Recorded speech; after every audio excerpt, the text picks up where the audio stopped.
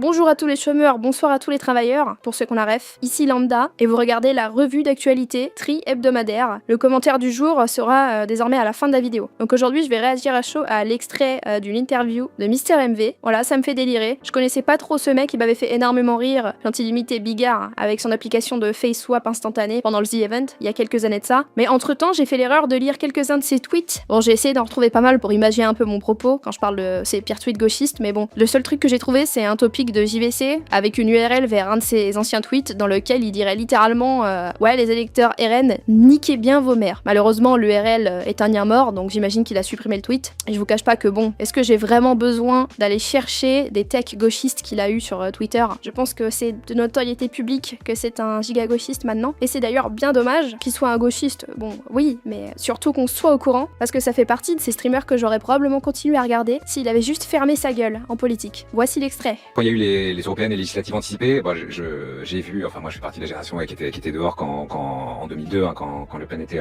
Jean-Marie Le Pen était passé au second tour. Waouh, de la part du peuple français, on te remercie mec, t'es vraiment un héros. Enfin, juste par curiosité, Mister MV, âge 45 ans, d'accord. Donc en 2002, il avait 22 ans. Est-ce qu'à 22 ans, t'avais déjà la notion de ce qu'il fallait aux Français politiquement parlant? Est-ce que tu avais déjà une fibre politique suffisamment aiguisée? Moi personnellement, à 22 ans, c'était pas le cas, hein, je préfère te le dire. Et puis bon, quand on voit où tu en es politiquement à 45 ans, on se dit que bon, ça a pas évolué dans le bon sens. C'est qu'à 22 ans, ça devait être encore pire. Voilà. Donc tu pensais peut-être être en train de flexer à dire ça là, mais vraiment c'était pas ouf. Hein. Et oui, bah du coup, enfin ça m'a inquiété de voir à quel point ça devenait presque une évidence maintenant qu'on allait passer à la casserole de l'extrême droite à un moment ou à un autre. Donc je m'étais dit que oui, c'était le moment pour y aller. Passer à la casserole de l'extrême droite. Donc j'aimerais qu'on revienne sur cette notion d'extrême droite.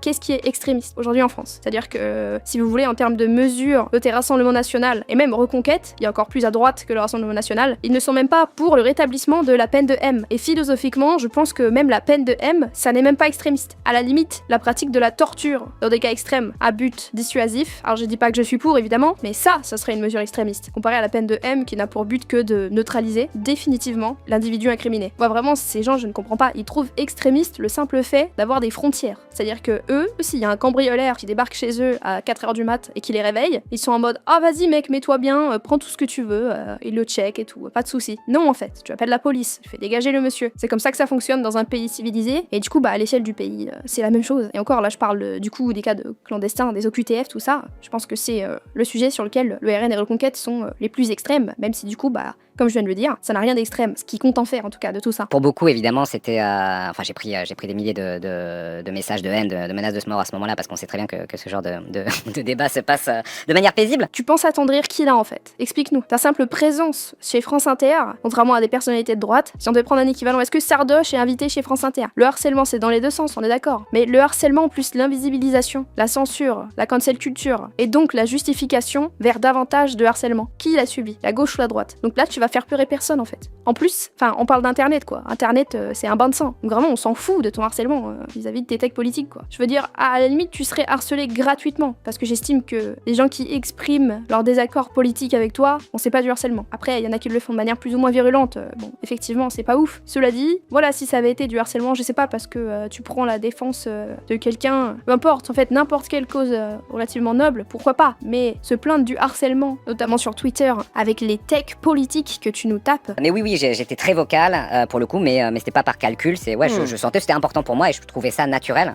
Et oui, et je comprenais pas pourquoi hein, dans le milieu artistique et compagnie, tout le monde était très timoré à un moment où clairement toute la France pouvait basculer quand même dans l'autoritarisme et quelque chose de très différent. Pourquoi dans le milieu artistique ils étaient plus ou moins timides vis-à-vis de s'exprimer politiquement? Bah je sais pas, peut-être parce qu'ils se disent que étant donné le clivage relativement proche des 50% pour chaque camp au niveau de la gauche et la droite, ils avaient peur de perdre 50% de leur audience. Bon, heureusement pour eux, les viewers Twitch sont composés à 90% de chômeurs, et les chômeurs sont eux-mêmes composés à 90% de gauchos, donc ça va, ils ont pas trop subi une fois qu'ils ont suivi effectivement politiquement le fait de s'exprimer verbalement sur ces prises de position politiques. Voilà, ils ont cette chance d'avoir une audience qui finalement était déjà alignée avec eux politiquement, donc ils y sont allés plus à tatillon que toi finalement, et comme vous êtes dans un entre-soi d'auto-validation, enfin de validation mutuelle plutôt, ça a fait pousser des ailes à bien d'autres, hein. Je pense notamment à Potatoes, j'ai failli faire faire la vidéo sur lui d'ailleurs, j'ai vu un extrait de lui. Qu'est-ce qu'il est gênant ce mec. Il a commencé sa carrière en Suisse en Raptor et finalement il est de gauche. Bah en fait c'est comme un femme. À la seule différence qu'un femme quand elle était de droite, en vrai à ses vidéos il y avait de l'idée. C'était pas incroyable mais il y avait de l'idée. Potatoes, j'ai jamais pu blairer ce gars-là. Rien qu'à sa voix, bon c'est compliqué parce que quand il a démarré, bon il avait une voix de pré-ado. Le problème c'est qu'il l'a toujours aujourd'hui et ses 10 ans sont passés. Donc il peut pas rester pré-ado,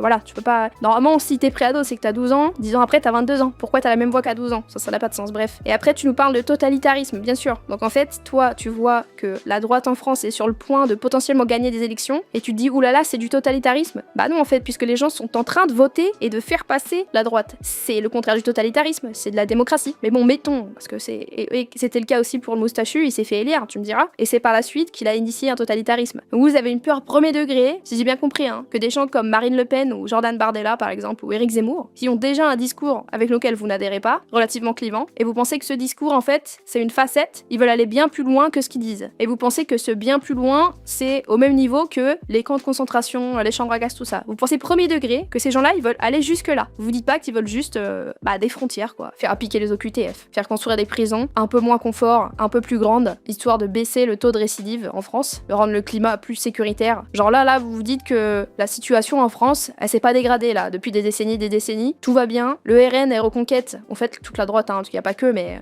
je sais c'est vrai que j'ai tendance à citer que eux, mais bref, peu importe. C'est les seuls à le dénoncer, à dire oulala mais attends, là il y a un problème. C'est aussi les seuls à ne pas avoir peur de constater les causes. Mais attendez, les chiffres de l'immigration ça va pas, parce que les étrangers c'est genre tel % de la population, mais pourtant le pourcentage d'étrangers dans les criminels et délinquants il est beaucoup plus important. Normalement ça devrait être le même. Non, ça déjà, rien que regarder ça, c'est du racisme, tu vois. Par des mêmes gens qui font l'amalgame, oh bah tiens dis donc c'est toujours des hommes qui font des VSS sur les femmes, c'est jamais des femmes qui font des VSS sur les hommes. Ou d'autres amalgames hein, dans le même délire, ACAD par exemple. Mais en fait je comprends que vous ayez peur du totalitarisme, parce que ces 40 dernières années, on a été de plus en plus laxiste en termes d'autorité, qu'elle soit policière, judiciaire ou quoi que ce soit. Et pour vous c'est toujours pas assez, il faut qu'on le soit davantage. Il faut qu'on soit plus dans l'écoute, dans la réinsertion, encore et encore. En fait vous ne voulez aucune forme d'autorité, je pense que vous êtes des grands enfants. Voilà, vous n'êtes jamais passé à l'âge adulte. C'est-à-dire c'est cohérent avec votre métier en fait. Finalement. Bon, je viens de m'apercevoir en montant la vidéo qu'il a dit autoritarisme et pas totalitarisme. Et bon, au final, à la fin de mon discours, je suis repartie sur l'autoritarisme. Donc j'ai traité le sujet comme s'il avait dit les deux. Donc tout est bien qui finit bien. Du coup, on enchaîne. Chose qu'on pourrait me reprocher maintenant, parce que maintenant, en effet, je relais encore des choses, mais je suis beaucoup plus posé. Et je pense qu'éventuellement... Après, tu te protèges aussi, c'est une question de santé mentale et de... C'est plus ça, ouais, parce qu'en effet, c'est très honorable d'avoir des combats, et c'est encore plus pour celles et ceux qui vont sur le terrain, bien sûr. Hein, parler, c'est quelque chose, mais aller sur le terrain, c'est d'autant plus fort. Mais il est vrai que oui, enfin, il faut quand même être armé pour... Enfin, tout le monde n'est pas fait pour pouvoir encaisser tous les jours, des menaces, des messages hostiles, et l'opinion de tout à chacun sur tout ce que tu as à dire ou pas dire. Parce que voilà, ça marche dans un sens comme dans l'autre. Des fois, même dans ton camp, on te reproche de pas assez parler. Du coup, finalement, t'as l'impression que tout le monde t'en veut, et ça te fait des journées où dès que tu te réveilles, t'as envie de tout casser. Donc au bout d'un moment, j'ai désinstallé tout et j'ai fait bon, on va souffler un peu, quoi. Bon alors je traduis, hein. Quand il dit qu'il y va un peu plus soft maintenant, c'est que du coup, comme évoqué au début de la vidéo, il a supprimé tous ses tweets où il était vraiment très virulent. Est-ce que c'était par volonté de cœur ou parce qu'il s'est dit qu'un jour ça pourrait lui retomber dessus? J'opterais plus pour l'option 2. Alors oui, aller sur le terrain, c'est pas mal effectivement. Le problème, c'est qu'on a l'impression que vous, quand vous allez sur le terrain, vous n'apprenez pas. Vous obtenez les mêmes conclusions que si vous n'alliez pas sur le terrain. Donc à quoi bon? Vous vivez avec de telles œillères que rien ne peut vous convaincre. On dirait des platistes qui seraient capables de continuer dans leur délire si on les envoyait en orbite en mode ouais, les hublots c'est des écrans. Voilà où vous en êtes, la gauche woke. On a parlé de J.K. Rowling quand j'ai démarré ma chaîne. Pour moi, c'est un excellent exemple. Le traitement que vous lui avez accordé, toi et tous tes potes streamers français là, c'est inadmissible. Hein. La meuf, elle veut juste qu'il y ait pas des gigas gros pervers qui puissent impunément se mettre une perruque et aller dans les chiottes des femmes pour reluquer vos sœurs, vos gamines, vos mères. Et parce qu'elle a cette take, vous la traitez de transphobe. Allez juste vous faire foutre en fait. Voilà. Bonne démocratie à vous. Ah, attendez, non, j'oublie le commentaire du jour du coup. Moi, il y a un truc qui m'a plu dans ta vidéo précédente, c'est que tu disais que les femmes avaient beaucoup moins de risques de se faire VSS si elles avaient la possibilité de porter une arme. Totalement d'accord. Allons même plus loin. Si 10% de la population française portait une arme en sachant s'en servir, etc., combien de crimes et délits pourraient être évités? Alors, j'ai mis un petit cœur parce que je suis assez d'accord avec là où il va en venir, mais il faut quand même nuancer le propos. Enfin, pas le nuancer, mais disons qu'il faut rajouter des précisions. On va pas armer bêtement 10% de la population, genre comme ça, des gens pris au hasard. S'il devait y avoir un port d'armes en France, ce serait beaucoup plus proche de la Suisse. Alors je sais qu'on revient sur le sujet de la tenue des femmes. J'avais dit que j'en parlerais plus, mais non, là du coup en fait c'est même pas de ça dont on parle. On parle donc du coup des VSS dans la rue, sans parler de la tenue, et on enchaîne avec le port d'armes. Donc moi je suis carrément pour le port d'armes parce que en fait contrairement à la plupart des gens, notamment les gauchos, j'ai pris la peine de me renseigner sur le sujet en fait. Il y a une excellente vidéo de Valek qui traite le thème de la meilleure des manières. Voilà, je vous invite à aller la voir. Vous tapez Valek port d'armes, j'imagine que c'est la première qui sort, on va vérifier quand même au cas où, mais...